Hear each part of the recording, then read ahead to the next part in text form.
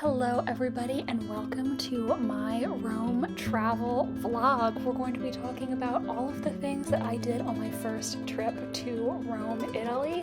I went with my father and we also went to Florence, so a Florence vlog will be coming up soon too. Our first night we had what would turn out to be the best dinner of the entire trip at Il Bocconcino, the charcuterie board and the lemon dessert, which was sort of like a pudding with biscuits. They were my favorites. On our first full day, we visited the Pantheon. The Pantheon is an ancient Roman temple that was later converted into a Catholic basilica. They still have services at the Pantheon today. In fact, we went on Sunday and they were having a mass that morning.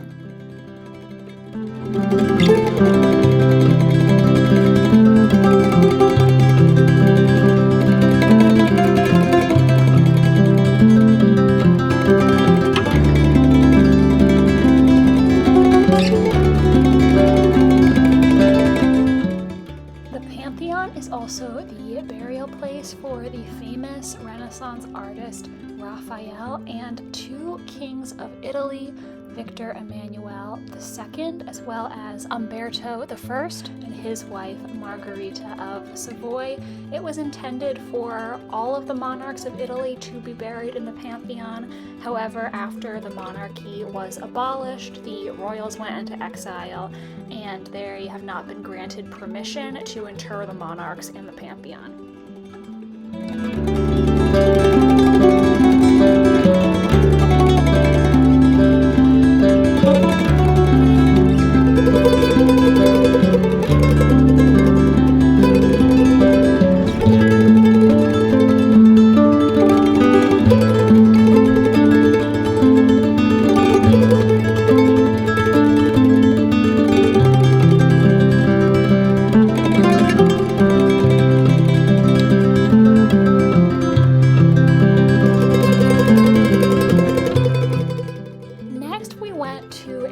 That I have seen all over Instagram, and it was definitely worth the internet hype. The Church of St. Ignatius of Loyola. This church is well known for its beautiful ceiling, and there is a mirror in the church where if you pay €1, the mirror will light up and you can take a picture of the ceiling through the mirror. I did not actually pay for the mirror, but the ceiling, stunning. The ceiling is so beautiful, and this was actually painted by a Jesuit priest, not a professional artist. It said that it took this priest 3 years to paint the ceiling, and I am impressed that this was not done by a professional artist.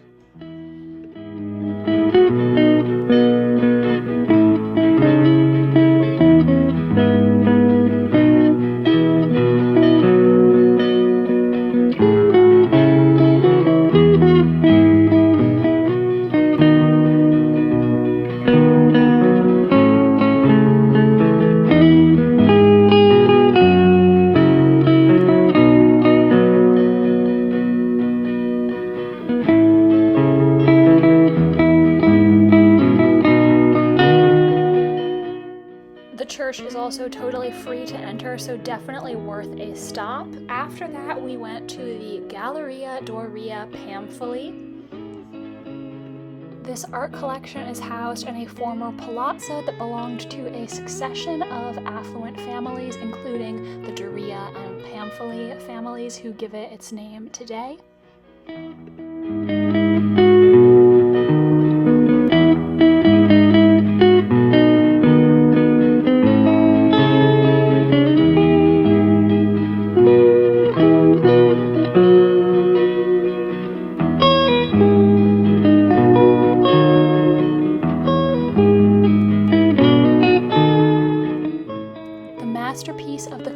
Is this portrait of Pope Innocent X by the painter Diego Velázquez. Innocent X was born into the Pamphilj family. After that, we waved at the Trevi Fountain from afar because it was extremely crowded, of course, but I was able to get these shots of it by standing on the steps of a nearby church. that night, went to have some cocktails at the rooftop bar of our hotel, grabbed a pizza, and the next day it was time to go to the Vatican.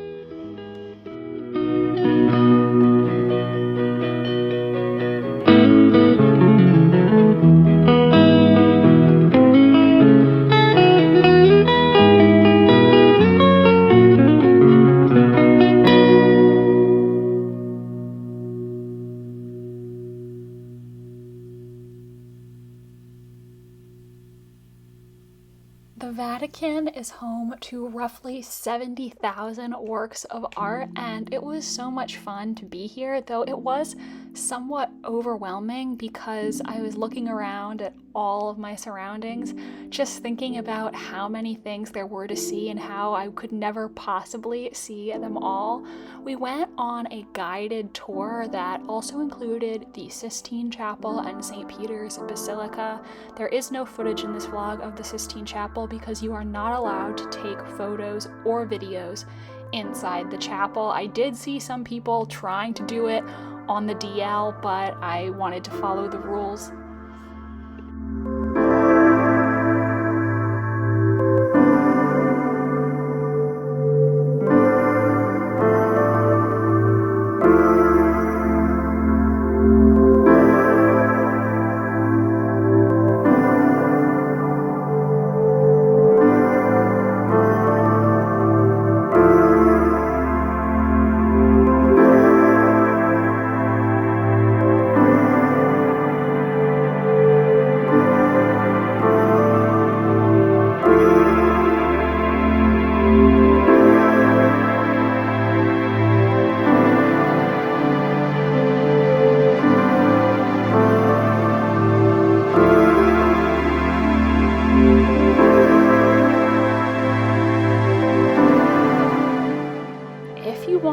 Vatican City, I highly recommend booking your tickets or a guided tour well in advance because the tickets are hard to get.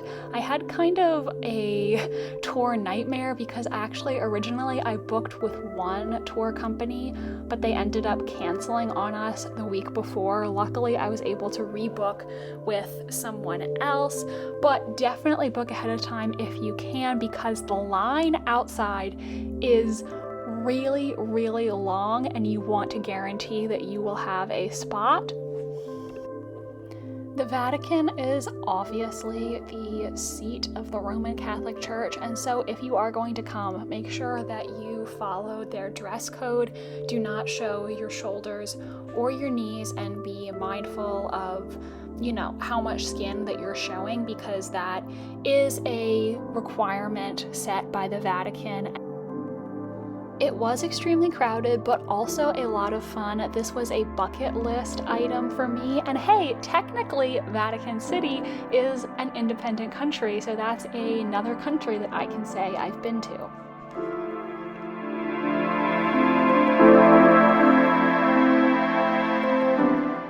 We finished our tour by visiting St. Peter's Basilica. The Basilica is the largest church in the world in terms of interior space. The building of it started in 1506 and continued into the 1600s.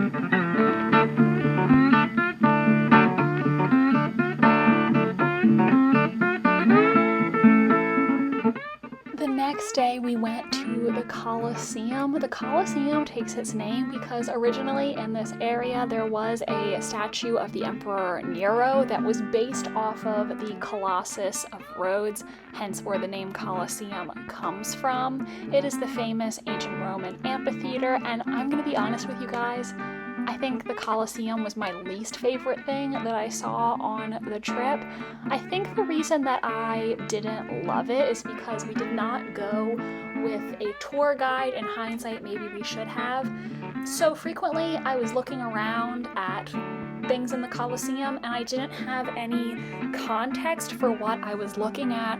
There were some displays and signs, but I felt like I didn't learn a lot of information that I didn't already know before. I think if there had been someone there to explain more and provide more historical information, I probably would have enjoyed myself more. So if you want to go to the Colosseum, highly recommend getting a guide.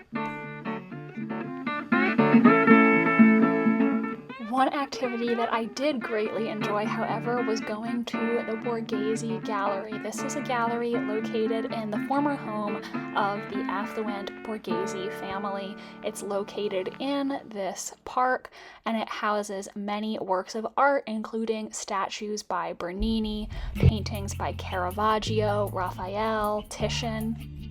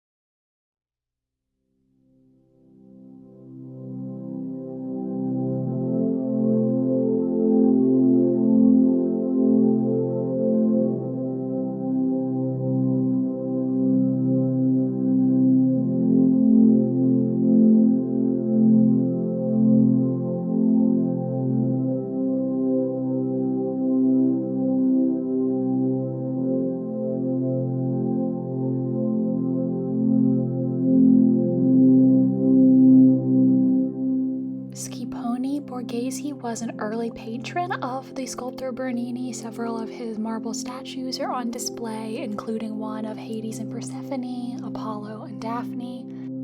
Borghese was also an ardent collector of works by the artist Caravaggio, and there is a Caravaggio room at the Galleria.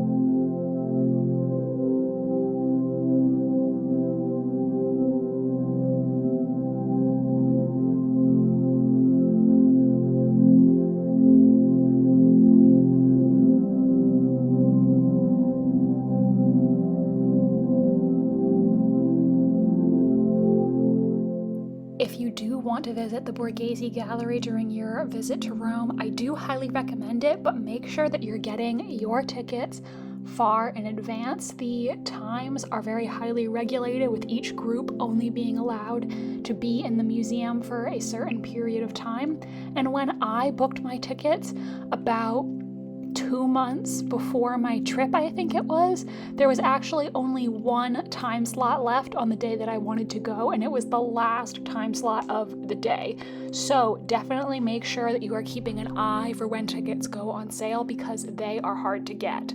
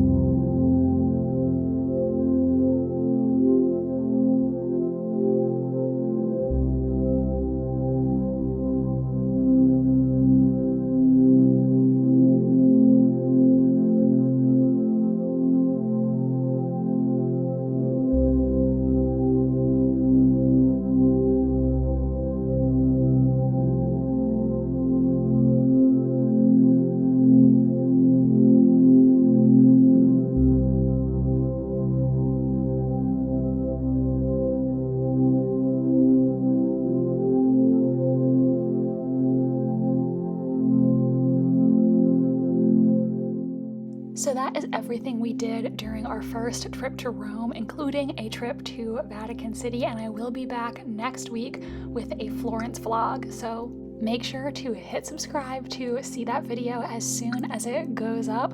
Give this video a like if you enjoyed, and let me know if you've ever been to Rome in the comments.